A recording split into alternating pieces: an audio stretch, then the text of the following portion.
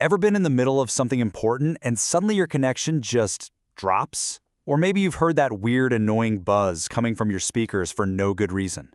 Well, the culprit might just be an invisible force all around us called radio frequency interference. But what if I told you the fix could be a simple, super inexpensive little gadget? Today, we're going to crack that case wide open. Now, all the great info we're covering today comes from some real experts. This is part 14 of an incredible 20-part tutorial. It's called Radio Frequency Interference Beyond Wi-Fi, a consumer guide to common disruptions and frequencies, and it's put together by the RFI detectives, who are part of the Virtualization Options LLC family. We're going to dive into one of the most powerful yet accessible tools they talk about for fighting all that electronic noise. All right, let's jump right in. You know that little cylinder, that lump you always see on your laptop's power cord or your monitor cable?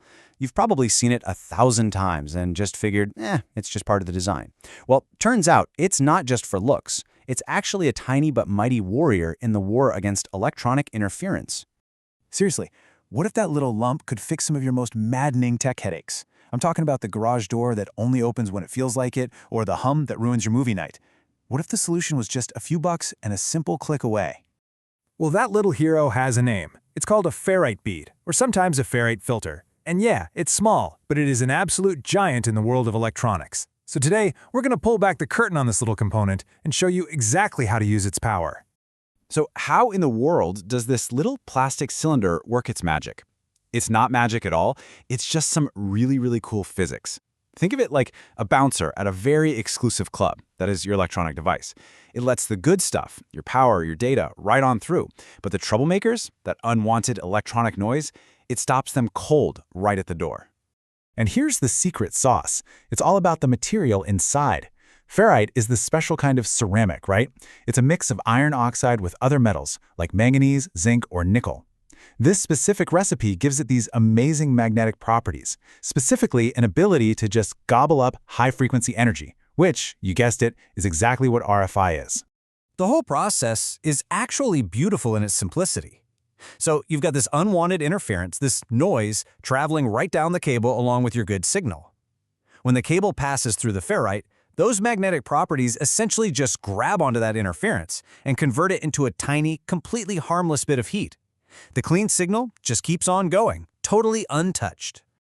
This right here is the perfect way to picture it. The ferrite bead, it's like a super absorbent sponge. But instead of soaking up water, it's soaking up all that electronic gunk and noise that's messing with your signal. It's a filter that leaves you with nothing but a pure, clean stream of power or data. Okay, so you're probably thinking, this is amazing. I'm going to buy a whole bag of these things. But hold on just a second. Before you do, there's something really important you need to know. Not all ferrites are the same. Let's talk about how to pick the right one for the job. You're going to find two main styles out there. First, you have the split beads. These are all about convenience. You just snap them right onto the cable. You don't even have to unplug anything. Super easy. But if you're chasing maximum performance, then you want the solid rings, the toroidal cores. Yeah, you have to actually thread the cable through them, but that little bit of extra effort pays off big time with much better noise suppression. Now this is where we get a little more technical, but trust me, it's really important. The mix, which is basically the chemical recipe of the ferrite, decides which frequencies it's best at filtering out. So take a look here. For those common, lower frequency problems, like your garage door opener acting up or interference on your AM radio, a Mix 31 is your go-to.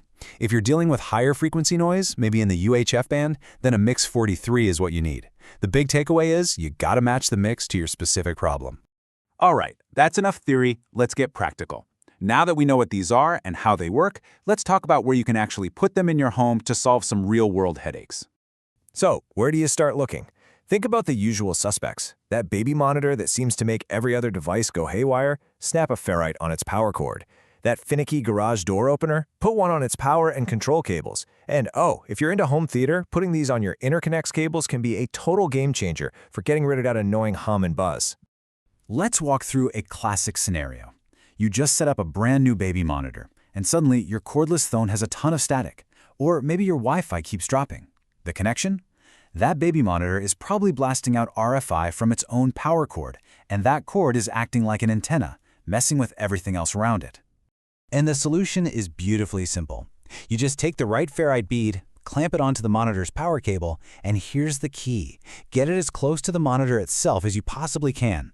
You want to stop that noise at the source before it gets a chance to radiate out along the whole cord. Okay, you want to level up your noise fighting game? Here's a fantastic pro tip. If you're using one of the ring-style cores, try winding the cable through it a few times.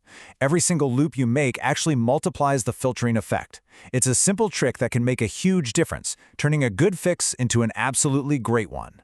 Now, it's time for a quick reality check. Ferrites are awesome, but they're not a magic wand for every single problem. They're designed to fight a very specific type of noise called common mode interference. Think of common mode noise as a loud hum that affects all the wires in a cable equally.